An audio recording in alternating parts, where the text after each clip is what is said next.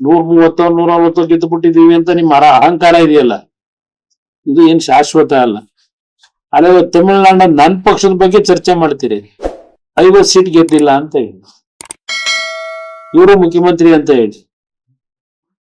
ತಮಿಳುನಾಡಿನಲ್ಲಿ ಭಿಕ್ಷೆ ಕೊಟ್ರು DMK ಅವ್ರು, ನಿಮ್ಗೆ ಭಿಕ್ಷೆ, ಒಂದು ರಾಷ್ಟ್ರೀಯ ಪಕ್ಷ ನಿಮ್ದು, 28 ಸೀಟ್ ಕೊಟ್ರು ಕೊನೆಗೆ ಹೊಡೆದಾಡ್ಕೊಂಡು. ಆ 28 ಸೀಟಲ್ಲೂ 5 ಸೀಟ್ಗೆ ನಿಮಗೆ ಕ್ಯಾಂಡಿಡೇಟ್ಗಳೇ ಇಲ್ಲ ಅಂತ ಹೇಳಿ ಕೊನೆಗೆ ಯಾರೋ ಸಿಗ್ತಾರ ಬೀದಿಲಿ ಅವರು ಕರ್ಕೊಂಬಂದು ನಿಲ್ಲಿಸ್ಕೊಂಡಿದ್ದೀರಿ. ನಿಮ್ ಯೋಗ್ಯತೆ ಅಲ್ಲಿ ಇದ್ರಿ. ಪಾಪ ಚಿಕ್ಕ ಮಾತಾಡ್ತಾ ನಮ್ಮ ಶಕ್ತಿ ಬೆಳ್ಕೊಂಡು ಹೋದವ ನಮ್ಮ ಪಕ್ಷದಿಂದ ಅವ ಮಾತಾಡ್ತೀವಿ. ಇಲ್ಲಿ ಬಂದು ನೋಡಿದೆ ನಾನು, ಆ ಹೆಸರು ಹೇಳೋದು ಬೇಡ.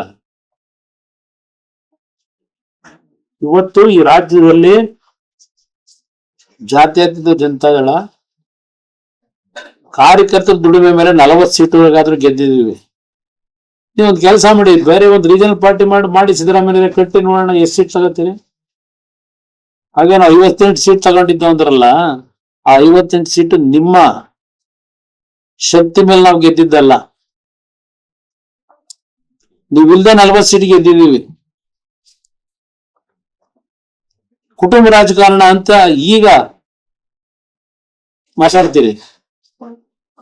ದೇವೇಗೌಡರು ಕುಟುಂಬದಲ್ಲಿರುವ ಇನ್ಯಾರು ಇರೋ ಹೇಳ್ತೀರಿ. ಇವತ್ತು ಕುಟುಂಬ ರಾಜಕಾರಣ ಅಂತಕ್ಕಂಥದ್ದು ಮಾತಾಡ್ತಕ್ಕಂಥದ್ದೇ ನೈತಿಕತೆ ಇಲ್ಲ ನಿಮ್ಗಳಿಗೂ ಅನ್ನೋದು ನಾನು ಹೇಳಿ. ವೈದ್ಯಕೀಯ ಇಲಾಖೆಯಲ್ಲಿ ಇದ್ದಲ್ಲ, ಅವ್ರನ್ನ ಕರ್ಕೊಂಬಂದ್ರಲ್ಲ, ಯಾಕೆ ಕರ್ಕೊಂಬಂದ್ರಿ? ನೀ ರಾಜ್ಯ ಉದ್ಧಾರ ಮಾಡಕ್ಕ? ಮಾಧ್ಯಮದ ಸ್ನೇಹಿತರು ಒಂದ್ಸಲ ತೋರ್ಸಿದ್ರಲ್ಲ ಟಿವಿಗಳಲ್ಲಿ, ಅಪಯ ನಾನು 5 ಜನದ ಹೆಸರು ಕೊಟ್ಟಿರೋದು, 5 ಹೆಸರು ನಾನು ಹೇಳಿದ್ದು. ಅದೇ ಅದು ಇನ್ನೊಂದು ಯಾವ್ದು ಸರಿ ಸರ್ ಕೊಡಿ, ಅವನು ಯಾರ ಆಫೀಸ್ ಕೆಲಸ ಮಾಡ್ತಾನಲ್ಲ ಮುಖ್ಯಮಂತ್ರಿ ಕಚೇರಿಯಲ್ಲಿ, ಕೊಡಿ ಫೋನ್.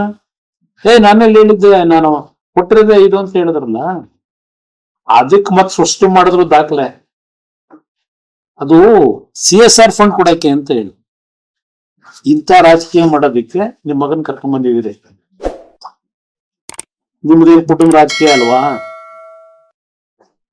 ನಿಮ್ ಮಗನ್ನ ಈಗ ಕುಟುಂಬ ರಾಜಕೀಯ ಹೆಸರನ್ನ ಬಿಟ್ಬಿಡಿ, ರಾಜಕೀಯಕ್ಕೆ ತಂದಿರೋ ಜನ, ಅಹಿಂದ ವರ್ಗದ ಜನಗಳನ್ನ ನನ್ ರೀತಿ ನೀನು ಉದ್ಧಾರ ಮಾಡಪ್ಪ ಅಂತೇಳಿ ಕರ್ಕೊಂಡ್ ಬಂದಿದ್ದೀರಾ. ಪ್ರತಿನಿತ್ಯ ವಸೂಲಿ ಸಂಗ್ರಹ ಮಾಡಕ್ ಇಟ್ಕೊಂಡಿದ್ದೀರಿ. ನೀವು ಇನ್ನೊಂದು ಪಕ್ಷದ ಮೇಲೆ, ಇನ್ನೊಬ್ಬ ನಾಯಕರುಗಳ ಮೇಲೆ ಹೇಳ್ತೀರಾ ಹೀಗೆ. ಲೇಟೆಸ್ಟ್ ಹಾಗೂ ಇಂಟ್ರೆಸ್ಟಿಂಗ್ ಸುದ್ದಿಗಳಿಗಾಗಿ ಬಾಸ್ ಟಿವಿ ಕನ್ನಡ ಚಾನೆಲ್ನ ಸಬ್ಸ್ಕ್ರೈಬ್ ಮಾಡಿ. ಹಾಗೆಯೇ ಬೆಲ್ ಐಕಾನ್ ಪ್ರೆಸ್ ಮಾಡಿ. ಇದರ ಜೊತೆಗೆ ಫೇಸ್ಬುಕ್, ಇನ್ಸ್ಟಾಗ್ರಾಮ್, ಎಕ್ಸ್ ನಲ್ಲೂ ಮಿಸ್ ಮಾಡದೆ ಫಾಲೋ ಮಾಡಿ.